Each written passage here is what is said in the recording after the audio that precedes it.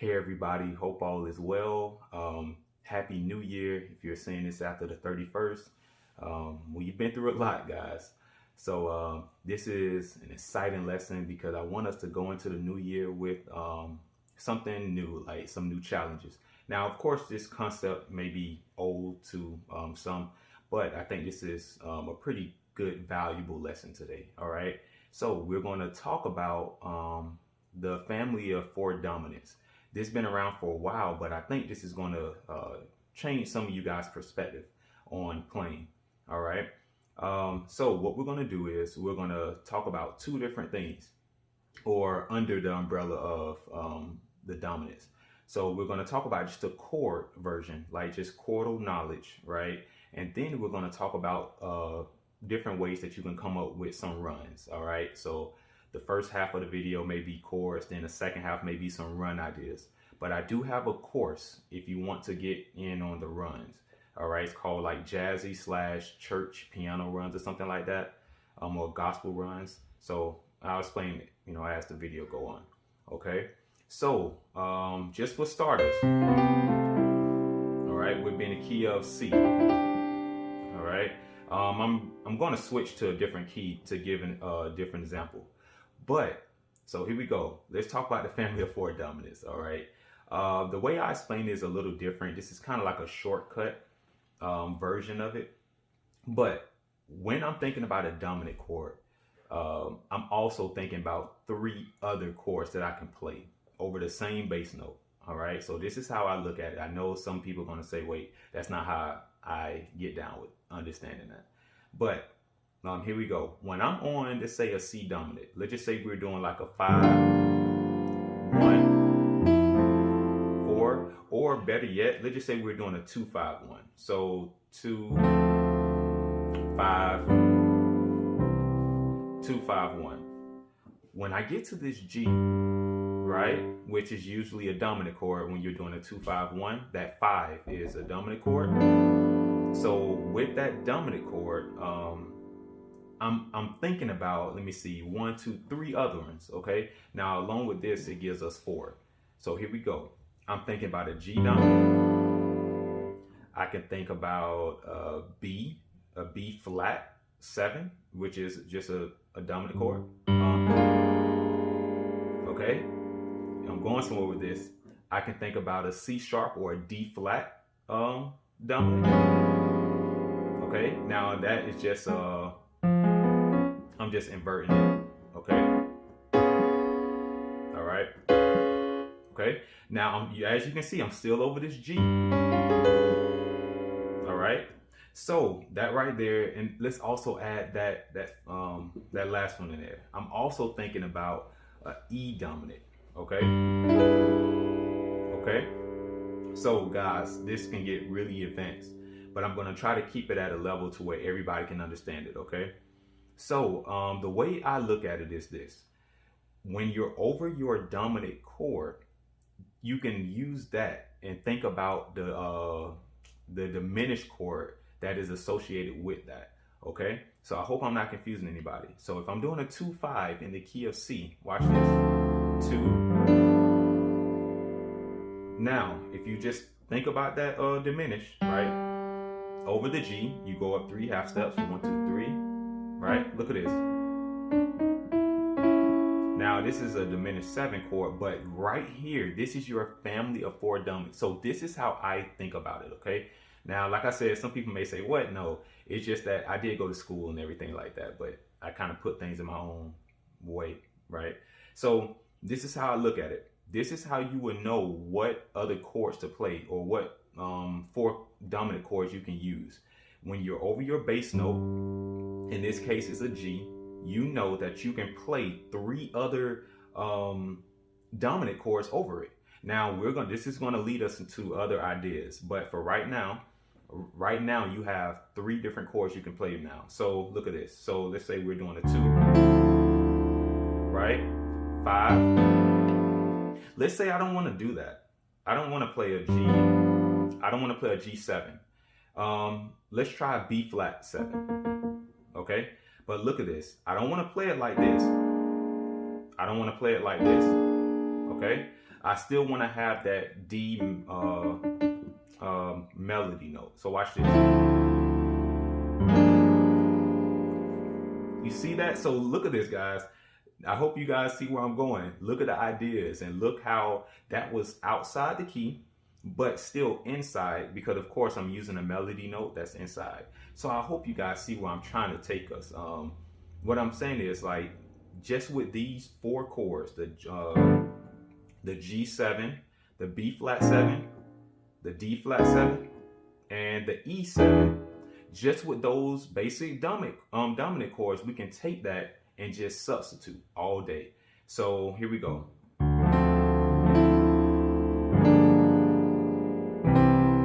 Okay, now you're gonna put that in a song, right? Let's say you come to a place that you can put that melody note. And honestly, now that I'm thinking about it, I would actually do something like this. Even if you're getting ready to play a major chord, when it comes to substitutions, and especially when we're just thinking about the melody note, you can still do, yeah, and then, all right. So let's just say, let me see. When we do the B flat and the D flat, that's pretty cool because, of course, look at that. I have that B that's in this scale of C, and I also have F. Now I don't know how long this lesson is going to go. I'm trying to go a little fast because I know some people already know about this stuff, but to others, this can really explode your playing, seriously. All right. So look at this. Look at this B. Watch this. Let's just say I want to do something like, let me play it up here. 2, 5, right? Look at this. You don't have to play that G7. We could do this actually, right? And now I got this chord because I know that this C sharp is in a family of 4 dominants, okay? So I'm going to take that B and now I'm going to play this. Look at that. Now this C sharp is also a tritone substitution. So I'm pretty sure some of you guys, especially jazzy people, you've played this C sharp over that G before because it's a nice tritone substitution. But I'm saying if you want to take it a step further, the mindset behind it could be, well, I'm actually thinking about the 4 dominants. I'm not thinking about a tritone substitution, right? So watch this.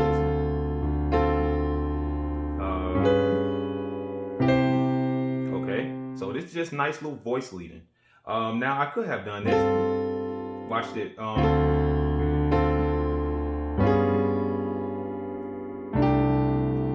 right, so that's one way. Now, like I said, if you want to think about more of the runs, I have a course for that. All right, but this is right. I want to start with just chords. Okay. So let's try this E. Okay. Now, like I said, I'm thinking about, this is the family of 4 dominants associated with that. So when if I'm on the G bass note, I don't have to just think about a G dominant. I can think about a B flat dominant, a D flat dominant, you know, and a E. Okay. E7. So let me see, the E7. Here we go. So look at this. I have, so if I'm here, let me see.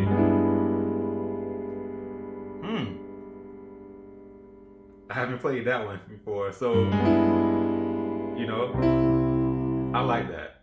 I like that. So and now, of course, you got to know your inversion. So knowing your inversions can change your sound instantly with this concept right here. So yeah. And it's like, wait, what are you doing? But it's like, no, I'm thinking about the family of 4 dominants. So that's how I'm able to do my substitutions or my reharm. So I really hope this is providing some value for you guys, seriously. So, and I would still, if you need to play an extra note, okay? Because we're still dealing with 7 chords, like 7 or dominant chords. So in my bass, I'm still going to play a G and in the 7 of that, right? Oh, that's amazing. So you can literally do this. That's the B flat. I'm just switching up inversions. So what haven't I played? I think I played them all at this point. 1. There's only 4. Play around with the inversions though. That's what's going to give you that feel. So let me see. with this right here, check this out. I don't always have to play a C sharp 7. This this G sharp, right? It's also a part of that E. Okay, so look at that. I can just take this B and put it down here. Look at that. Look at these type of chords that it sounds like you're playing. Now, of course, the chord quality is different. So if you want to actually spell it out with the bass note being G, of course you can call it something else, right? So you got a G13 flat 9. But for me, I'm thinking like, well, I know my 4 dominants. So once I get to that G, instead of playing a G7, I'm going to play, just because of the melody note. So, you know, be aware. Of course, now you definitely need to be more intentional when you're playing. So if I know I'm here on a 2, am I going to go up? Right? You know, how am I going to finish my song or just my progression? Now, if you're doing solo piano, you know, somebody's not singing, you can kind of take that melody outside. So if I'm doing this, that's the 2, and over my 5, I want to take it to a melody note that's outside the key. I can do you know, and then, or, so that's a nice chord. That 6/9 chord, that's a really nice chord to end. Okay, so that's enough of that. Hopefully you guys understood that. So let's take it to runs, but I'm also going to stay with chords too. I did a video not too long ago. I did This Is the Day, and I did like that jazzy bebop type of run or something like that. I was in the key of F. Now, of course, I think I was doing, I was doing all of that. But over that 2/5, right, that's a popular area for a lot of jazzy church musicians or gospel musicians to really solo. So I took the time to do something like this. Now that got me to the 5, I think. So 2. I think it's something like that over the 5. I don't know what I did, but I do know over that 2. I think I stayed over the 5 or something like that. But what I did was this. Now I talk about all of this in the course because Barry Harris does a lot of things, and that's why I get a lot of my jazz knowledge from Barry Harris.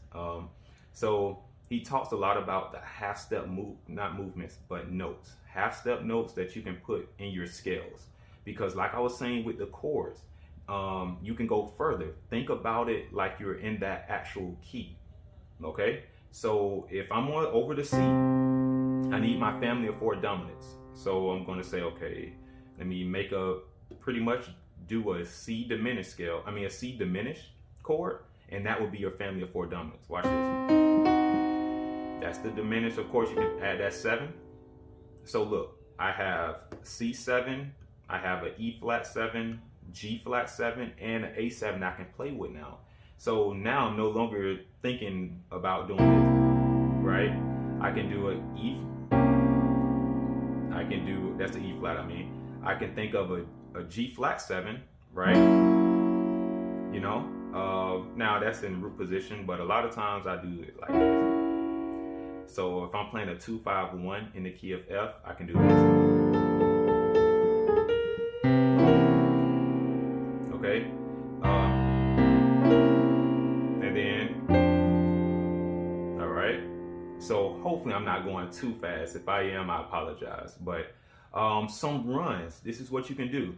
Now, just like I said, literally like maybe 30 seconds ago, instead of just thinking about chords when it comes to the family of 4 dominants, you can think about scales.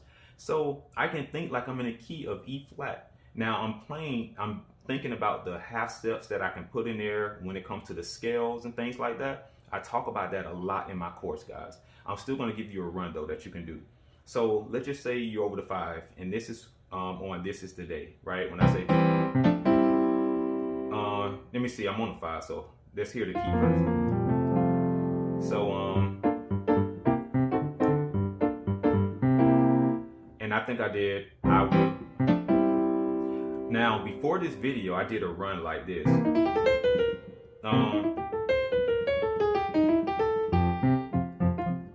So I was like, man, I can definitely show that, because what I did is I was thinking about the family of 4 dominants. So let me show you how you can get to the 1. You can do a 5 to the 1. So we have, so right here, when we have I will rejoice, you can do, I did this, I think. Okay, so definitely just go back and check that video out. But you don't have to do that. If you want to take that moment to solo over the 5 to get you to the 1, you can do something like this. So here we go.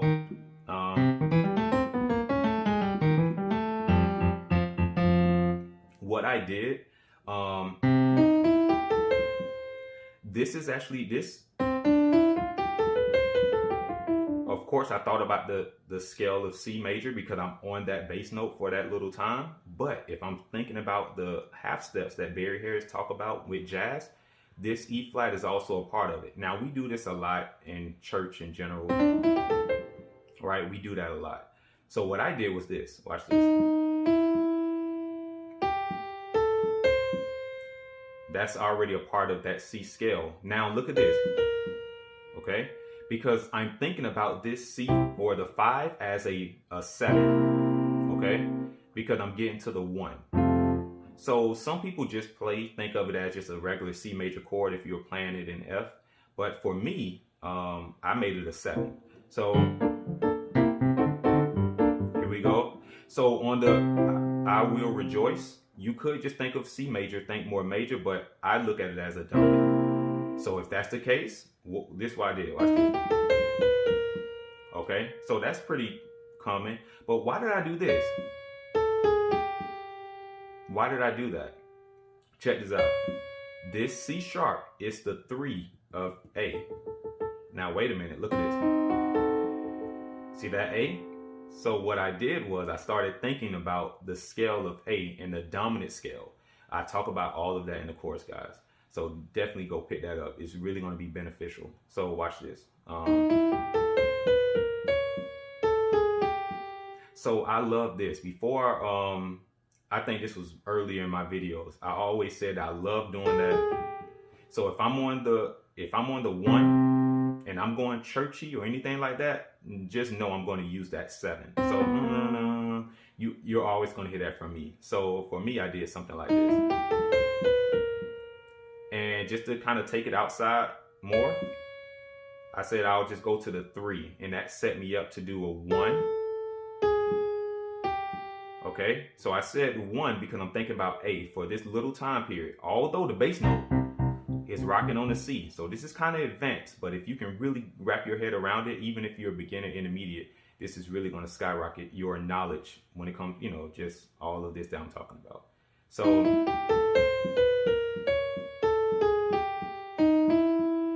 okay, now of course I want to get to the C chord tone, so I have to come back after a while. But with this, I could have done any type of arpeggio or of E flat 7, G flat 7, or F sharp 7, or A. I just chose the A because I did this.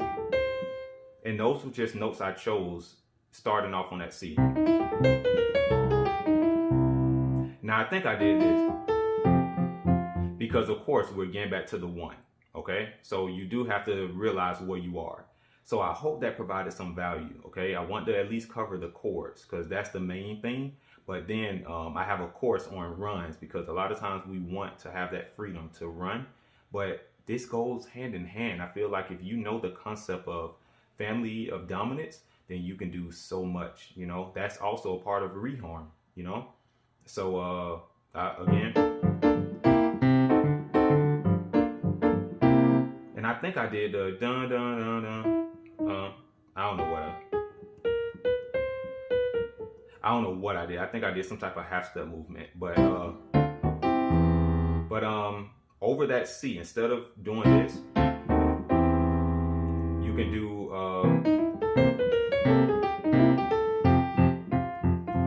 okay. So that's a run idea. I didn't really want to spend too much time on that run because a lot of times runs don't stick like that unless it just really hits you to the core. It really don't stick. I would rather for you to at least get the understanding behind it. So pick up the course and actually study it so you can come up with your own. All right. I think this would be a good way to go into 2021 with fresh ideas. All right, and more of an understanding. Okay.